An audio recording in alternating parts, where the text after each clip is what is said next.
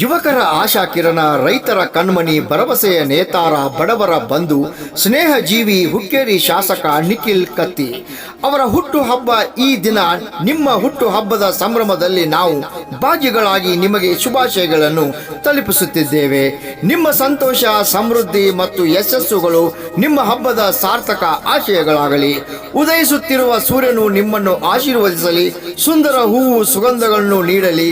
ಸದಾ ಹಸನ್ಮುಖಿಯ ನಮ್ಮ ಯುವ ಶಾಸಕ ನಿಖಿಲ್ ಕತ್ತಿ ಅವರ 41ನೇ ಹುಟ್ಟು ಹಬ್ಬದ ಹಾರ್ದಿಕ ಶುಭಾಶಯಗಳು.